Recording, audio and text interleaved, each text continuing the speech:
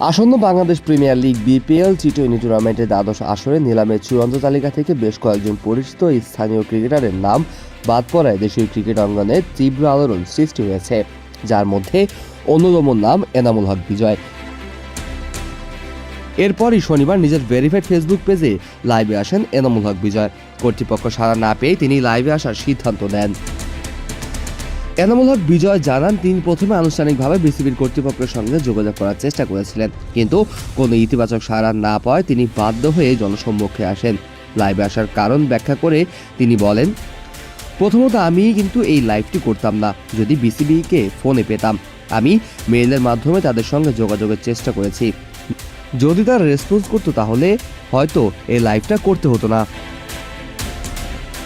বিজয় স্পষ্ট করে দেন, কর্তৃপক্ষের নীরবতায় তাকে এই পথ বেছে নিতে বাধ্য করেছে।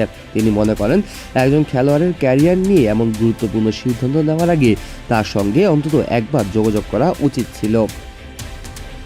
কর্তৃপক্ষের কাছ থেকে কোনো উত্তর না পেয়ে বিজয়ের প্রধান প্রশ্ন ছিল, আমার প্রথম প্রশ্ন হচ্ছে, আজকের নিউজের পর থেকে আমি যে নিলাম থেকে বাদ হলাম, এটার কারণটা কি? আমি কি দোষী? আমি যদি দোষী হয়ে থাকি, আমি প্রমাণটা চাই। তিনি কেবল কারণ জানতে চাননি, বরং নিজের অপরাধ প্রমাণ করার এক কঠিন চ্যালেঞ্জ ছুড়ে দিয়েছেন বিসিবিকে এবং বিপিএল গভর্নিং কাউন্সিলের দিকে। নিজের হতাশা প্রকাশ করে তিনি বলেন, অনেকেই হয়তো তাকে পছন্দের খেলোয়াড় মনে করেন না, কিন্তু যদি তার বাদ পড়ার পেছনে কোনো গুরুতর কারণ থাকে তাহলে তা প্রকাশ্যে আসা উচিত। তিনি বলেন, সারা বাংলাদেশের মানুষের পক্ষ হয়ে বিসিবি বিপিএল গভর্নিং কাউন্সিলের কাছে বলতে চাই, আমি যদি দোষী হয়ে থাকি আমাকে আজীবনের জন্য নিষিদ্ধ করে দেন। আমি তো অনেকের কাছে পছন্দের খেলোয়াড় না, অনেকের কাছে ভালো সতীর্থও না, হয়তো অনেকের কাছে ভালো খেলোয়াড়ও না। তাহলে ঠিক আছে, আমার আর খেলা লাগবে না। যদি দোষী হয়ে থাকি তাহলে আমার আর খেলা লাগবে না। নিজেকে দোষী প্রমাণ করতে না পারলে তার সম্মান ফিরিয়ে দেওয়ার দাবি জানান বিজয়। তিনি মনে করেন, কোনো কারণ ছাড়াই এমন গুরুত্বপূর্ণ টুর্নামেন্টের তালিকা থেকে বাদ দেওয়ার তার জন্য শুধু পেশাগত ক্ষতি নয়, এটি ব্যক্তিগতভাবেও অত্যন্ত মানহানিকর। তিনি বলেন, আমি এভাবেই সামাজিক যোগাযোগ মাধ্যমে জানতে চাই আপনাদের কাছে আসলে সমাধানটা কি হবে। এটাই আমার পয়েন্ট। গত বছর যা হয়েছে তা তো হয়েছেই।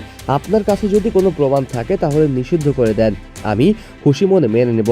সারা বাংলাদেশের মানুষ জানুক আমি খারাপ, আমি অপরাধী, আমি ভালো মানুষ না। আর যদি না হয় তাহলে এই সম্মান আপনাকে ফিরিয়ে দিতে হবে। আমার মানহানি যে হচ্ছে সেটা আপনাকে ফেরত দিতে হবে।